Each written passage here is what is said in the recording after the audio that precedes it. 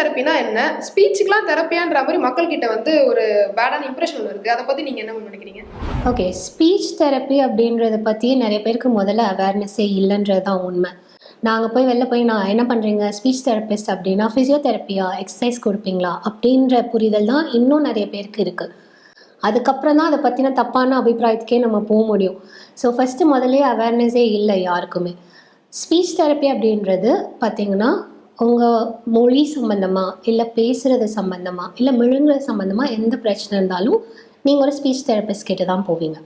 So speech therapy அப்படின்றது இப்போ பேசுகிறதுல என்ன மேம் பிரச்சனை வரப்போகுது அப்படின்னு கேட்டிங்கன்னா, ஒரு சில பேர் பேசும்போது உச்சரிப்புகள் சரியாக இருக்காது இல்லைங்களா, அவங்களுக்கு. சில பேர் திக்கி திக்கி பேசுவாங்க. சில பேருக்கு வந்து பார்த்திங்கன்னா குரல்களில் வந்து ப்ராப்பரான குரல் இருக்காது. ஏன்னா வந்து இப்போது நம்ம டீச்சர்ஸ் இல்லை வந்து ஒரு பொலிட்டீஷியன் இவங்கெலாம் பார்த்திங்கன்னா ரொம்ப நேரம் பேசுகிறதுனால அவங்களுக்கு தொண்டை கட்டி இருக்கும். அவங்க அது பண்ணிகிட்டே இருக்கும்போது, அது வேலையாக பண்ணிகிட்டு இருக்கும்போது அவங்க தொண்டை குரல் மாறி இருக்கும். அதை அவங்க நோட்டீஸ் பண்ணுறதுக்கு முன்னாடி வீட்டில் இருக்கவங்க சொல்லுவாங்க, உங்கள் குரல் இப்போ வேறு மாதிரி இருக்கே அப்படின்றது. ஸோ இந்த மாதிரி இதுக்கெலாம் இப்போ யார்கிட்ட போகணுன்றது நிறைய பேருக்கு தெரியறதே கிடையாது. இந்த மாதிரி பிரச்சனைகள்லாம் நீங்கள் இருக்கும் போது கண்டிப்பாக நீங்கள் ஒரு ஸ்பீச் தெரப்பிஸ்ட்டை தான் பார்த்தாகணும். அது மட்டும் இல்லாமல் இப்போ குழந்தைங்க எடுத்துக்கிட்டிங்கன்னா, ஒரு சில குழந்தைங்க 3-4 வயசாகியும் அவங்க வயசுக்கேற்ற பேசுகிறது இருக்காது. அப்போ நீங்கள் யார்கிட்ட போவீங்க அப்படின்னாலும் then you have to come to a speech therapist.